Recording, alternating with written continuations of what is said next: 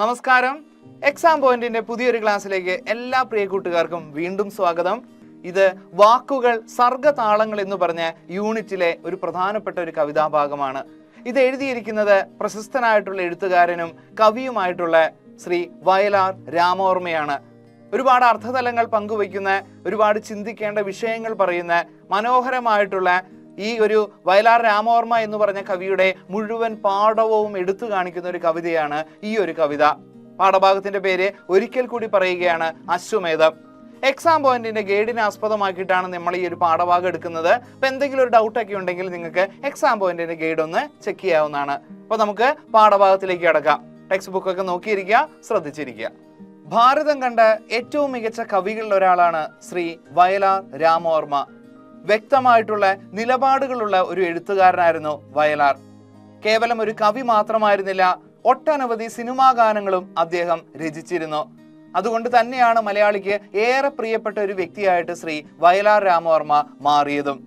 കവിതയെ ചമയങ്ങൾ കൊണ്ടും അലങ്കാരങ്ങൾ കൊണ്ടും മനുഷ്യന്റെ യഥാർത്ഥ ജീവിതത്തെ അന്യവൽക്കരിക്കുകയല്ല, മാത്രമല്ല അതെല്ലാം കുടഞ്ഞെറിഞ്ഞുകൊണ്ട് മനുഷ്യ ജീവിതത്തിന്റെ വ്യഥകളെയും പ്രതീക്ഷകളെയും എല്ലാം തന്നെ തുറന്നു കാട്ടുന്ന ഒരു എഴുത്തായിരുന്നു വയലാർ രാമവർമ്മ സ്വീകരിച്ചിരുന്നത്.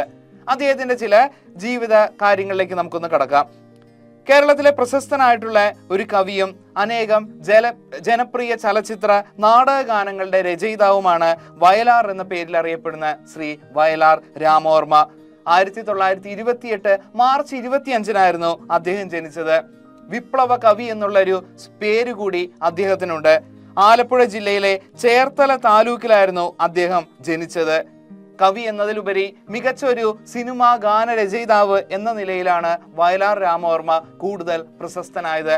അദ്ദേഹത്തിന്റെ മകനും സിനിമാ ഗാനങ്ങളിലൂടെ ഒരുപാട് പേരെടുത്ത വ്യക്തിയാണ് ശ്രീ വയലാർ ശരത്ചന്ദ്രവർമ്മ. 1000-ൽ പരം സിനിമാ ഗാനങ്ങൾക്കാണ് വയലാർ രാമവർമ്മ തൻ്റെതായിട്ടുള്ള തൂലിക ചലിപ്പിച്ചത്. 1961 പുറത്തിറങ്ങിയ സർഗസംഗീതം എന്ന് പറഞ്ഞ കൃതിക്ക് അദ്ദേഹത്തിന് കേരള സാഹിത്യ അക്കാദമി അവാർഡ് ലഭിക്കുകയുണ്ടായിരുന്നു. 1974 നെല്ല്, അതിഥി എന്നീ ചിത്രങ്ങളിലൂടെ ചലച്ചിത്ര ഗാനരചയിതാവിനുള്ള രാഷ്ട്രപതിയുടെ സുവർണ പതക്കവും അദ്ദേഹത്തിന് ലഭിച്ചിട്ടുണ്ട്. 1957 EMS മന്ത്രിസഭയുടെ കാലത്ത് പാളയം രക്തസാക്ഷി മണ്ഡപത്തിന്റെ ഉദ്ഘാടനത്തിന് അവതരിപ്പിക്കാൻ അദ്ദേഹം രചിച്ച ബലികുടീരങ്ങളെ എന്ന് പറഞ്ഞ ഒരു കമ്മ്യൂണിസ്റ്റ് വിപ്ലവ ഗാനം വലിയ രീതിയിൽ ശ്രദ്ധ ചെലുത്തിയിരുന്നു. ഇന്നും അത് പലപ്പോഴും പാർട്ടി പരിപാടികളിലെല്ലാം തന്നെ നിറഞ്ഞു നിൽക്കുന്ന ഒരു സാന്നിധ്യം തന്നെയാണ്. അക്കാലത്ത് ഏറ്റവും പ്രശസ്തനായിട്ടുള്ള സംഗീത സംവിധായകനായിരുന്നു ശ്രീ ദേവരാജൻ മാസ്റ്റർ. ദേവരാജൻ മാസ്റ്ററും വയലാർ രാമവർമ്മയും ചേർന്ന് ഒട്ടനവധി സിനിമകൾക്ക് അല്ലെങ്കിൽ ഗാനങ്ങൾ ഉണ്ടാക്കിയെടുത്തിരുന്നു. പ്രവാചകന്മാരെ പറയൂ, ചന്ദ്രകളഭം ചാർത്തി ഉറങ്ങും, 1000 പാദസരങ്ങൾക്കില്ലെങ്കിൽ, താഴമ്പൂ മണമുള്ള തണുപ്പുള്ള രാത്രിയിൽ, ചക്രവർത്തിനി, അതുപോലെ തന്നെ പ്രേമഭിക്ഷുകി, പാലാഴി മഥനം കഴിഞ്ഞു, ആമ്പൽപ്പൂവേ, ത്രിവേണി സംഗമം തുടങ്ങിയവ ഒരുപാട് സിനിമാ ഗാനങ്ങൾ അദ്ദേഹത്തിന്റെ രചനയിൽ പിറന്നതാണ്. ഏകദേശം 600ഓളം സിനിമാ ഗാനങ്ങളാണ് വയലാർ ദേവരാജൻ ആ ഒരു കൂട്ടുകെട്ടിൽ പിറവിയെടുത്തത്. എല്ലാ രീതിയിലും വളരെയധികം മലയാളികൾക്ക് പ്രിയങ്കരനായിട്ടുള്ള ഒരു സിനിമാ ഗാനരചയിതാവും അതുപോലെ തന്നെ മികച്ചൊരു കവിയും കൂടിയായിരുന്നു അദ്ദേഹം. അദ്ദേഹത്തിന്റെ പ്രശസ്തമായിട്ടുള്ള കവിതകള് കൊന്തയും പൂണൂലും, മുളങ്കാട്, എനിക്ക് മരണമില്ല, പാദമുദ്രകൾ, സർഗസംഗീതം, രാവണപുത്രി, അശ്വമേധം തുടങ്ങിയവയാണ്. ഒട്ടനവധി സാമൂഹിക സാംസ്കാരിക രംഗപ്രവർത്തനങ്ങളിലും അദ്ദേഹം എപ്പോഴും നിറസാന്നിധ്യമായിട്ട് നിന്നിട്ടുണ്ട്. അപ്പൊ നമ്മൾ ഒരിക്കലും മറക്കാൻ പാടില്ലാത്ത ഒരു മികച്ച ഒരു കവിയും ഗാനരചയിതാവുമായിരുന്നു ശ്രീ വയലാർ രാമവർമ്മ. സ്നേഹിക്കയില്ല ഞാൻ നോവും ആത്മാവിനെ, സ്നേഹിച്ചിടാത്തൊരു തത്വശാസ്ത്രത്തെയും. കൃത്യമായിട്ടുള്ള നിലപാടുകൾ എല്ലാ കാര്യത്തിലും ഉണ്ടായിട്ടുള്ള ഒരു കവിയായിരുന്നു ശ്രീ വയലാർ രാമവർമ്മ. ഇവിടെ അദ്ദേഹത്തിന്റെ അശ്വമേധം എന്ന് പറഞ്ഞ കവിതയിൽ ഒരുപാട് കാര്യങ്ങൾ കൃത്യമായിട്ട് നമ്മൾ വിശകലനം ചെയ്യേണ്ടതുണ്ട്. അശ്വം എന്ന് പറഞ്ഞാൽ അർത്ഥം കുതിര എന്നാണ്, മേധം എന്ന് പറഞ്ഞാൽ യാഗം എന്നാണ് അർത്ഥം. ഇവിടെ അശ്വം എന്ന് പറഞ്ഞു കഴിഞ്ഞാൽ കവിയുടെ സർഗശക്തിയാണ്. സർഗശക്തി എന്ന് പറയുമ്പോൾ കേവലം കവിത മാത്രമല്ല, മറിച്ച് ചിത്രകാരന്മാരെയും ശില്പികളെയും എല്ലാം തന്നെ നമുക്ക് ഈ ഒരു വിഭാഗത്തിൽ പെടുത്താനായിട്ട് കഴിയും. എന്താണ് അശ്വമേധം? പുരാതന ഭാരതത്തിലെ ചക്രവർത്തിമാർ ദിഗ്വിജയം നേടിയതിനു ശേഷം നടത്തിവരുന്ന ഒരു മഹായാഗമായിരുന്നു ഇത്. 1 കൊല്ലക്കാലമാണ് ഇതിന്റെ ദൈർഘ്യം. ശക്തനായിട്ടുള്ള ഒരു വെള്ളക്കുതിരയെ ദിഗ്വിജയത്തിനായിട്ട് അല്ലെങ്കിൽ ഗതിവേഗമുള്ള ഒരു കുതിരയെ അഴിച്ചുവിടുകയാണ്.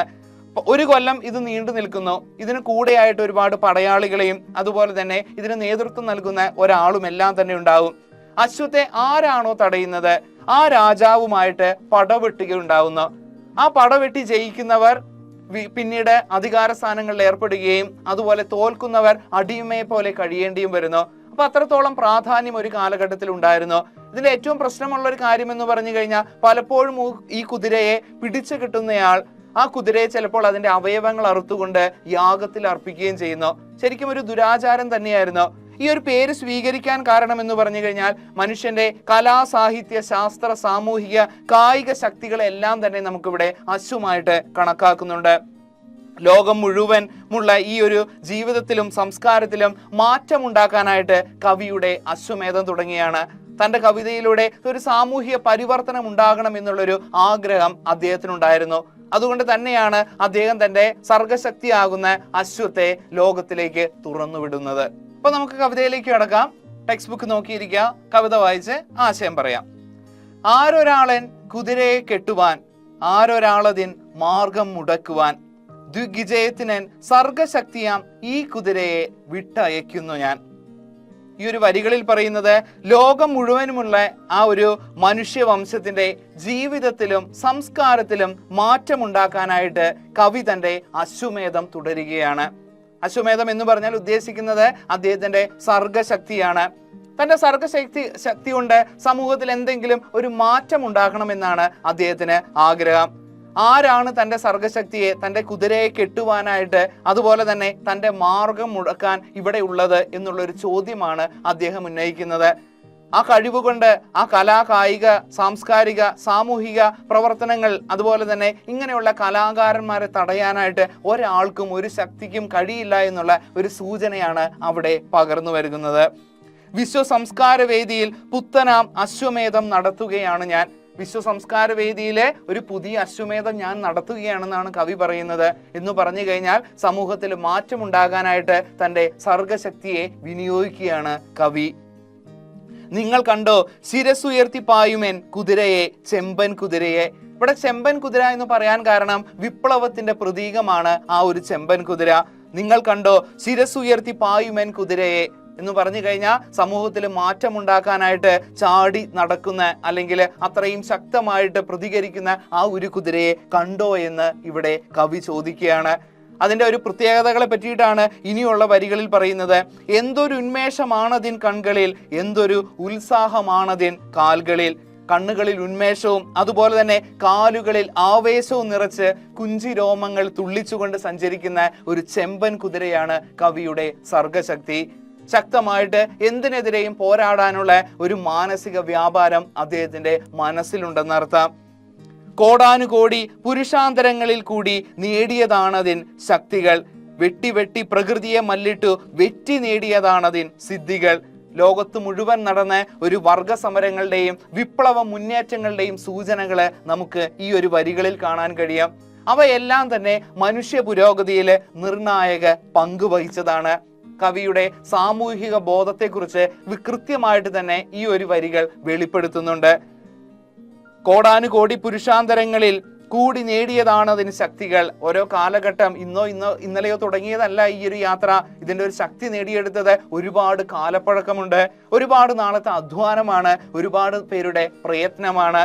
അത്രയും ഒരു മുന്നേറ്റങ്ങള്, വർഗ സമരങ്ങള്, സമൂഹത്തിൽ മാറ്റമുണ്ടാക്കാനായിട്ട് ജാതി മത ചിന്തകൾ അതുപോലെ തന്നെ സമൂഹത്തിലെ പുഴുക്കുത്തുകൾക്കെതിരെ ശക്തമായിട്ട് പ്രതികരിക്കാൻ തന്നെ ഈ ഒരു കവികൾക്കും കലാകാരന്മാർക്കും കഴിഞ്ഞിട്ടുണ്ട്.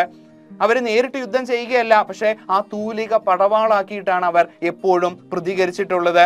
തന്റെ അശ്വത്തിന്റെ ആ ഒരു ശക്തിയെക്കുറിച്ച്, കഴിവിനെ കുറിച്ചുള്ള ഒരു കവിയുടെ അവകാശവാദങ്ങൾ നമുക്ക് ഈ ഒരു വരികളിൽ കാണാനായിട്ട് കഴിയും. ഒരുപാട് യുഗങ്ങളിലൂടെ നേടിയെടുത്തതും പ്രകൃതിയോട് പടവെട്ടി വിജയം വരിച്ച് സിദ്ധിച്ചതുമാണ് ഈ ഒരു ശക്തികൾ. അദ്ദേഹത്തിന്റെ കവിതകളുടെ പ്രത്യേകത ഒന്നുകൂടി പറയുന്നുണ്ട്. വെട്ടി വെട്ടി പ്രകൃതിയെ മല്ലിട്ടു വെറ്റി നേടിയതാണതിൻ സിദ്ധികൾ. മന്ത്രമായൂര പിഞ്ചികാചാലന തന്ത്രമല്ലതിൻ സംസ്കാര മണ്ഡലം. മയൂരം എന്ന് പറഞ്ഞ് അറിയുന്നത് മയിലാണ്. മയിൽപീലി പോലെയുള്ള വളരെ ആളുകളെ തഴുകി ഉണർത്തുന്നതോ ഇക്കിളിപ്പെടുത്തുന്നതോ ഒന്നുമല്ല തൻ്റെ കവിത എന്നാണ് അദ്ദേഹം പറയുന്നത്. അതല്ല തൻ്റെ കവിതയുടെ സാംസ്കാരിക മണ്ഡലം എന്നുകൂടി അദ്ദേഹം പറയുന്നുണ്ട്. ശക്തമായിട്ടുള്ള നിലപാടുകളിൽ ഉറച്ചു നിന്നുകൊണ്ട് എല്ലാ കാര്യങ്ങളും പറയാനുള്ള ഒരു സിദ്ധി അദ്ദേഹത്തിനുണ്ടായിരുന്നു. അതുകൊണ്ട് തന്നെയാണ് മന്ത്രമായൂര പിഞ്ചികാചാലന തന്ത്രമല്ലതീൻ സാംസ്കാരിക മണ്ഡലം എന്ന് പറയുന്നത്. ഒരിക്കലും ആളുകളെ രസിപ്പിക്കുക, ആസ്വദിപ്പിക്കുക ഒന്നുമല്ല, മറിച്ച് സമൂഹത്തിൽ മാറ്റം ഉണ്ടാക്കിയെടുക്കുകയാണ് തൻ്റെ ലക്ഷ്യമെന്നാണ് അദ്ദേഹം പറയുന്നത്. കോടിക്കോടി ശതാബ്ദങ്ങൾ മുമ്പൊരു കാടിനുള്ളിൽ വച്ചൻ പിതാമഹർ, ശതാബ്ദ വർഷങ്ങൾക്ക് മുമ്പ്, ഒരുപാട് കോടാനുകോടി വർഷങ്ങൾക്ക് മുമ്പ് താൻ കാടിനുള്ളിൽ വെച്ച് തൻ്റെ പിതാമഹന്മാരെ, പൂർവികരാണ് ഇതിനൊരു തുടക്കം കുറിച്ചതെന്ന് അദ്ദേഹം പറയുന്നുണ്ട്. കാടിനുള്ളിൽ വസിച്ച അപരിഷ്കൃതരായിട്ടുള്ള ഒരു മനുഷ്യര് കാട് വെട്ടിത്തെളിച്ചും മല തുരന്നും കടൽ കടന്നും നദീതീരങ്ങളിൽ കൃഷി ഇറക്കിയുമൊക്കെയാണ് ആധുനിക മനുഷ്യനിലേക്ക് എത്തുന്നത്. മനുഷ്യവംശത്തിന്റെ ഈ ഒരു പുരോഗമനം എല്ലാത്തിനെയും ജയിക്കുന്ന മനുഷ്യചേതനയിൽ നിന്ന് ഉടലെടുത്തതാണ്.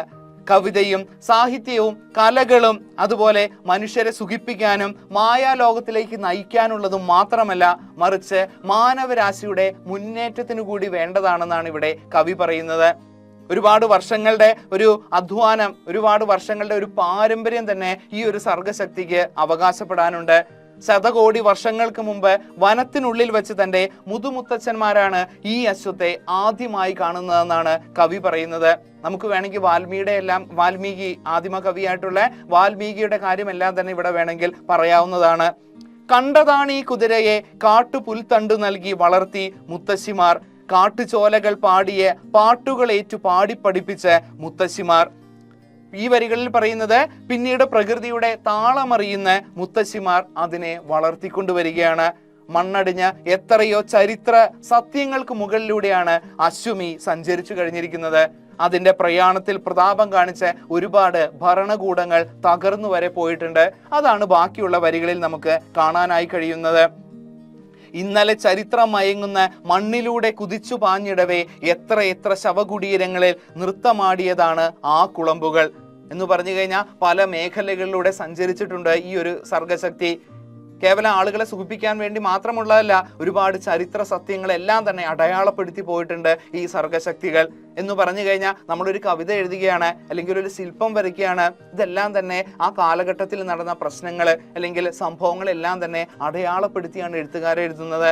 സാഹിത്യകൃതികൾ കാലത്തിനു നേരെ തിരിച്ചു വച്ച കണ്ണാടികളാണെന്ന് പറയാറുണ്ട്. എന്ന് പറഞ്ഞു കഴിഞ്ഞാൽ നമ്മളൊരു കവിത എഴുതി കഴിഞ്ഞാൽ, ഇപ്പൊ എക്സാമ്പിൾ പറയാണ്, 1921 നമ്മൾ മലബാർ കലാപം നടക്കുന്നത്. മലബാർ കലാപത്തെ ബേസ് ചെയ്തുകൊണ്ട് 1922 ദുരവസ്ഥ എന്ന് പറഞ്ഞ കവിത കുമാരനാശാൻ രചിക്കുകയുണ്ടായിരുന്നു. 100 വർഷം കഴിഞ്ഞിരിക്കുന്നു. ഇപ്പോഴും നമുക്ക് ആ ഒരു കവിത വായിച്ചു കഴിഞ്ഞാൽ, ആ ഒരു ഖണ്ഡകാവ്യം വായിച്ചു കഴിഞ്ഞാൽ അന്നത്തെ കാലഘട്ടം, ആ മാപ്പിള കലാപം എന്തായിരുന്നു എന്ന് കൃത്യമായിട്ട് നമുക്ക് മനസ്സിലാക്കാനായിട്ട് കഴിയും. ഇന്നലത്തെ ചരിത്രം മയങ്ങുന്ന മണ്ണിലൂടെ കുതിച്ചു പാഞ്ഞിടവേ എത്ര ശവകുടീരങ്ങൾ നൃത്തമാടിയതാണ് ആ കുളമ്പുകൾ എന്ന് പറഞ്ഞു കഴിഞ്ഞാൽ ഒരുപാട് പ്രശ്നങ്ങൾ, അതുപോലെ തന്നെ പലതരത്തിലുള്ള യുദ്ധങ്ങളും, അതുപോലെ തന്നെ അന്നത്തെ കാലഘട്ടത്തിൽ ഉണ്ടായിട്ടുള്ള ഓരോ മാറ്റങ്ങൾക്കും എല്ലാം തന്നെ കുട പിടിച്ച്, അല്ലെങ്കിൽ അതിനെല്ലാം തന്നെ കാരണം കൂടിയാണ് ഈ സർഗശക്തി എന്ന് നമുക്ക് പറയാനായി കഴിയും. കാട്ടാളനായിരുന്ന വാൽമീകിയിലായിരുന്നു ആദ്യകാവ്യം ഉടലെടുക്കുന്നത്. ആദിമ കവി എന്നറിയപ്പെടുന്നത് വാൽമീകിയാണ്. വാൽമീകിയുടെ രാമായണം, ഇതിഹാസമാണ് ഇവിടെ പറയുന്നത്. പിന്നീട് പ്രകൃതിയുടെ മണമുള്ള താളമുള്ള പഴംപാട്ടുകളിലൂടെയും കഥകളിലൂടെയും അത് വളർന്നു വന്നു എന്ന് പറഞ്ഞു കഴിഞ്ഞാൽ നാടോടി സാഹിത്യവും വാമൊഴിപ്പാട്ടുകളും നാടൻ കലകളുമെല്ലാം അതിലൂടെ ഇങ്ങനെ പയ്യെ ഈ ഒരു കല അല്ലെങ്കിൽ സർഗശക്തി, ഈ ഒരു അശ്വം തൻ്റെ വളർച്ച തുടങ്ങുകയാണ്, ഓട്ടം തുടരുകയാണ്. പിന്നീട് മാനവ പുരോഗ ചരിത്രത്തിൽ പല രൂപങ്ങളും കാവ്യങ്ങളും പ്രത്യക്ഷപ്പെടുകയാണ്. ആ വരികളെ പറ്റിയിട്ടാണ് അടുത്തു പറയുന്നത്. ദൃപ്തരാഷ്ട്ര പ്രതാപങ്ങൾ താൻ കോട്ടക്കൊത്തളങ്ങളെ പിന്നിടും യാത്രയിൽ എത്ര കൊച്ചക്കുടകൾ യുഗങ്ങളിൽ കുത്തി നിർത്തിയ മുത്തണിക്കൂണുകൾ ആ കുളമ്പടിയേറ്റ് വീണുപോയി അത്രയേറെ ഭരണകൂടങ്ങളും. രാഷ്ട്രീയ മാറ്റങ്ങൾക്ക് പോലും പല കാവ്യങ്ങളും കാരണമായി എന്നാണ് ഇവിടെ കവി പറയുന്നത്. ചരിത്രത്തിലെ ചില വിപ്ലവങ്ങൾക്ക് വഴിമരുന്നിട്ട സാഹിത്യ ശ്രമങ്ങൾ ഉണ്ടായിട്ടുണ്ട്. ഇങ്ങനെയുള്ള പലതരത്തിലുള്ള അധികാര കേന്ദ്രങ്ങളെ കലാകാരന്മാർ ചോദ്യം ചെയ്യുക കൂടി ഉണ്ടായിട്ടുണ്ട്. ഈ വരികളിൽ പ്രധാനമായിട്ട് പറയുന്നുണ്ട്, ആ കുളമ്പടി ഏറ്റുവീണു പോയി അത്രയേറെ ഭരണകൂടങ്ങളും.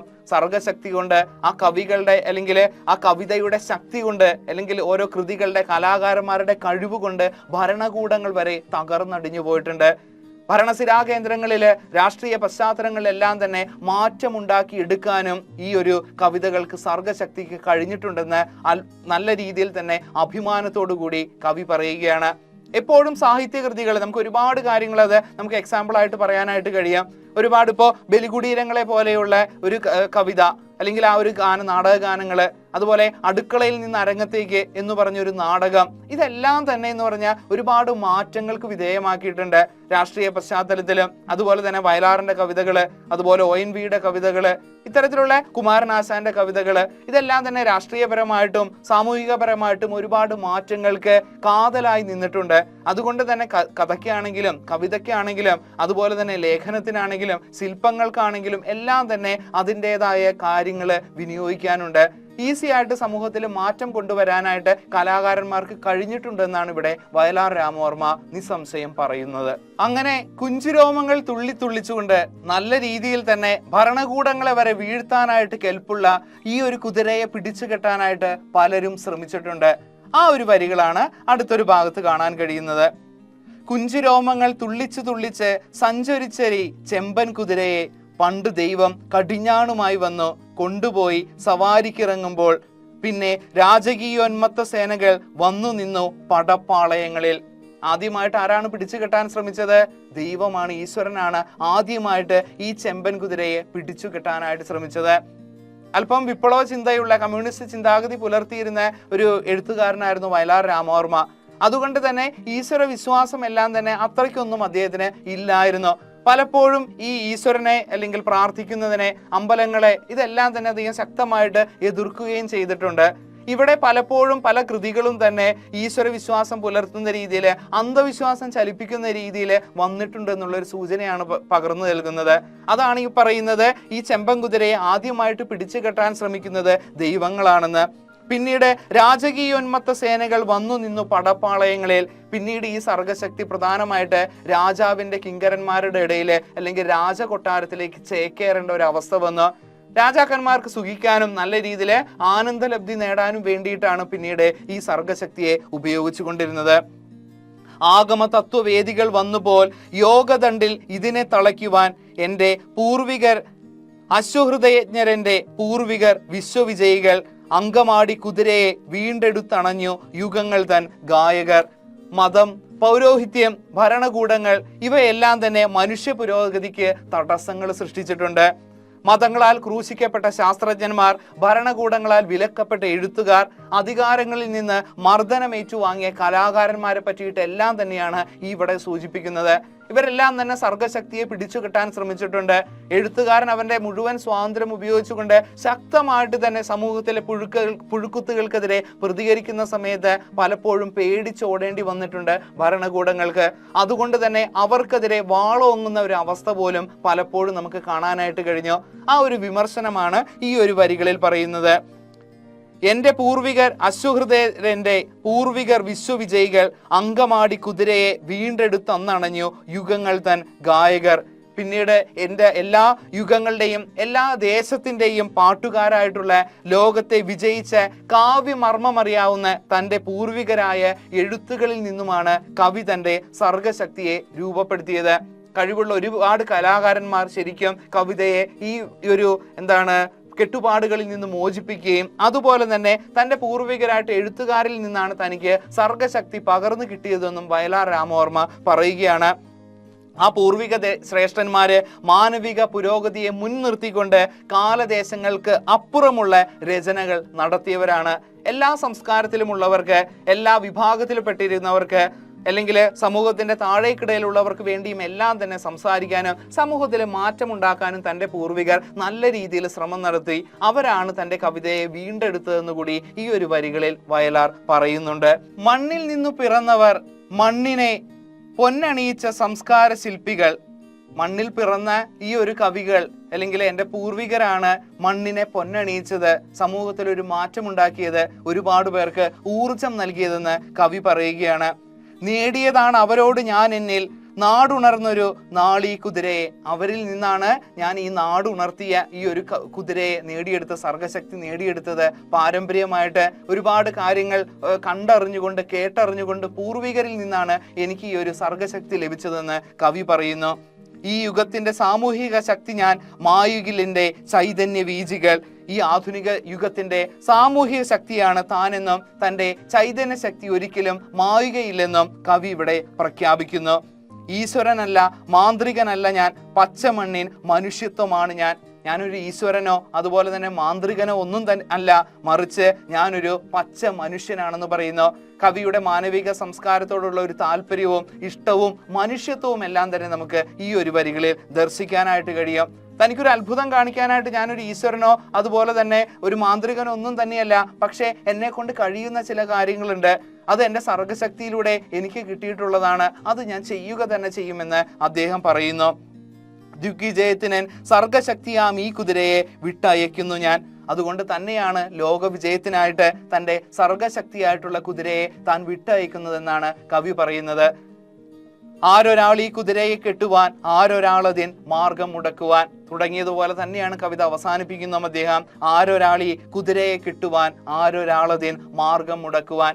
എൻ്റെ ഈ കുതിരയെ കെട്ടുവാൻ, എൻ്റെ സർഗശക്തിയെ പിടിച്ചു കെട്ടാനായിട്ട്, അതുപോലെ തന്നെ എൻ്റെ മാർഗം മുടക്കാൻ, എൻ്റെ സർഗശക്തിയുടെ മാർഗം മുടക്കാനായിട്ട് ആർക്കാണ് കഴിയുക എന്ന് ശക്തമായിട്ട് തന്നെ ഇവിടെ കവി ചോദിക്കുകയാണ്.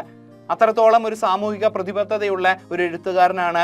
സമൂഹത്തിൽ ഒരു മാറ്റം ഉണ്ടാകണമെന്നുള്ളൊരു ആഗ്രഹമുള്ള ഒരു കവി കൂടിയാണ് അദ്ദേഹം.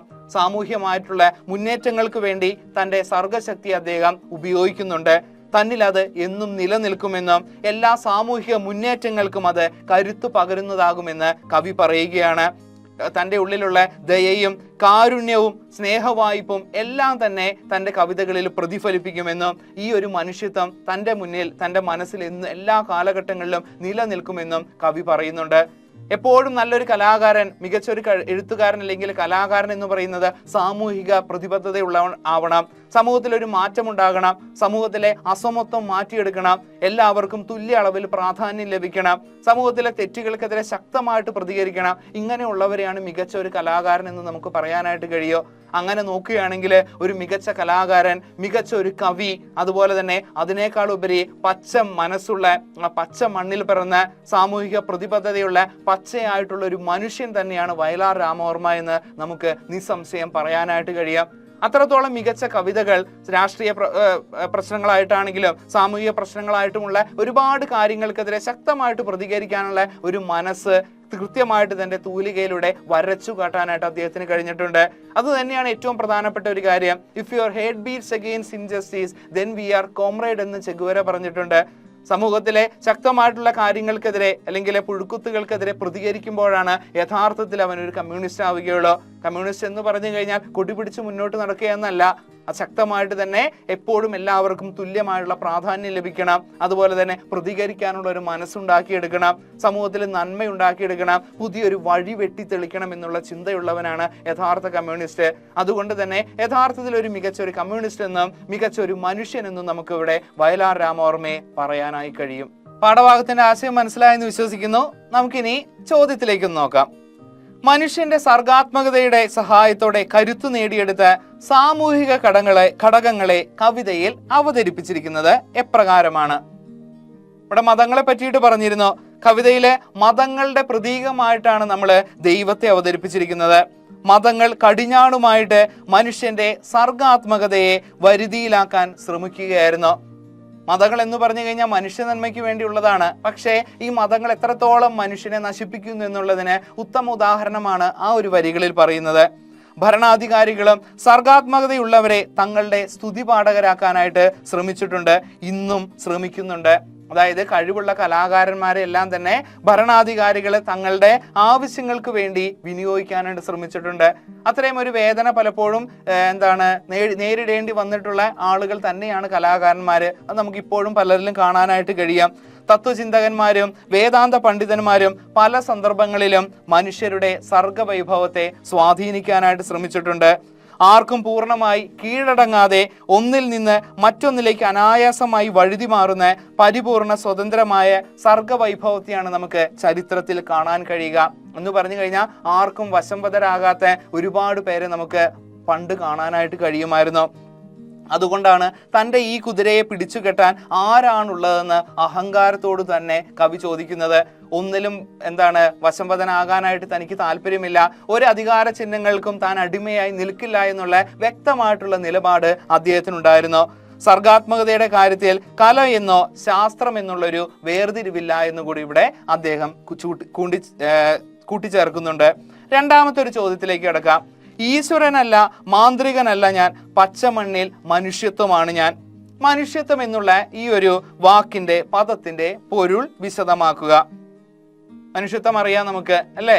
മനുഷ്യൻ എന്ന് പറഞ്ഞു കഴിഞ്ഞാൽ മനുഷ്യനിൽ പിറന്നത് കൊണ്ട് ഒരിക്കലും മനുഷ്യനാവുകയില്ല. ഉള്ളിൽ നമ്മുടെ ദയ, പരോപകാരം, സ്നേഹ, അനുകമ്പ ഇതെല്ലാം തന്നെ ഉണ്ടെങ്കിലാണ് നമുക്ക് യഥാർത്ഥത്തിൽ ഒരുവന് മനുഷ്യത്വം ഉണ്ടെന്ന് പറയാനായിട്ട് കഴിയുള്ളൂ. സാധാരണഗതിയിൽ മനുഷ്യത്വം എന്നുള്ള പദത്തിന് ദയ, സ്നേഹം, പരോപകാരം എന്നീ അർത്ഥങ്ങളാണുള്ളത്. മൃഗങ്ങളിൽ നിന്ന് മനുഷ്യനെ വേർതിരിച്ച് കടത്തുന്നത് മനുഷ്യത്വം എന്നുള്ളതാണ്. ചിന്തിക്കാനുള്ള ഒരു കഴിവ് തന്നെയാണ് മനുഷ്യത്വം എന്ന് പറയുന്നത്. മൃഗീയത ഇല്ലാത്ത എന്നുള്ള ഒരു അർത്ഥം കൂടി ഇതിനുണ്ട്. എന്നാൽ സർഗചേതനയുടെ പ്രകടനം എന്ന അർത്ഥമാണ് ഏറ്റവും പ്രാധാന്യമുള്ളത്. കാരണം മനുഷ്യനെ മൃഗങ്ങളെക്കാൾ ശ്രേഷ്ഠനാക്കുന്നത് ഈ ഒരു സർഗശക്തി തന്നെയാണ്. അതായത് ഒരു മൃഗങ്ങൾക്കൊന്നും കവിത എഴുതാനോ കഥ എഴുതാനോ ഉള്ള ഒരു കഴിവില്ല. അത് തന്നെയാണ് മനുഷ്യനെ മൃഗങ്ങളിൽ നിന്ന് ഏറെ വ്യത്യസ്തനാക്കുന്നത്. സാധാരണ മനുഷ്യന്റെ നന്മയും വിവേകവും ധാർമ്മികതയും വിശുദ്ധിയുമുള്ള ഒരാൾ തന്നെയാണ് കവി. അത് തന്നെയാണ്, അതിനു വേണ്ടിയാണ് കവി ശ്രമിക്കുന്നത്. കവിയുടെ ഈ ചിന്ത പോലും സർഗാത്മകതയുടെ പ്രതിഫലനമാണ്. അപ്പൊ ഒരു കവിക്കുണ്ടാവേണ്ട അല്ലെങ്കിൽ കലാകാരന്മാർക്ക് ഉണ്ടാവേണ്ട സാമൂഹിക പ്രതിബദ്ധതയെ പറ്റി കൂടി ഇവിടെ കൃത്യമായിട്ട് തന്നെ വയലാർ രാമവർമ്മ വിശദീകരിക്കുന്നുണ്ട്. വളരെ മനോഹരമായിട്ടുള്ള വയലാറിന്റെ ഏറ്റവും മികച്ച കവിതകളിൽ ഒന്ന് തന്നെയാണ് ഈ അശ്വമേധം എന്ന് പറഞ്ഞ കവിത. ഒരുപാട് അർത്ഥതലങ്ങളുള്ള ഒരു കവിത ആയതുകൊണ്ട് തന്നെ ഒരുപാട് തവണ ഒന്ന് വായിച്ചു നോക്കുക. കൂടുതൽ എന്തെങ്കിലും ഡൗട്ടൊക്കെ ഉണ്ടെങ്കിൽ എക്സാം പോയിന്റിന്റെ ഗൈഡ് ഒന്ന് നോക്കാവുന്നതാണ്. എക്സാം പോയിന്റിന്റെ ഗൈഡിൽ കൃത്യമായിട്ടുള്ള ആശയവും അതുപോലെ തന്നെ ചോദ്യോത്തരങ്ങളും പുതിയ പദങ്ങളുടെ അർത്ഥം എല്ലാം തന്നെ കൊടുത്തിട്ടുണ്ട്. അപ്പൊ നല്ല രീതിയിൽ പഠിക്കുക. 10ാം ക്ലാസ് ആണെന്നുള്ള ഒരു ബോധത്തോടു കൂടി തന്നെ പഠിക്കുക. നല്ല രീതിയിൽ തന്നെ സമൂഹത്തിൽ ഉതകുന്ന രീതിയിൽ നല്ലൊരു മനുഷ്യനായി വളരാനുള്ള ഒരു ചിന്ത കൂടി ഏകോപിപ്പിച്ചെടുക്കുക. അപ്പോൾ മറ്റൊരു ക്ലാസ്സിൽ നമുക്ക് കാണാം. അതുവരേക്കും താങ്ക് യു.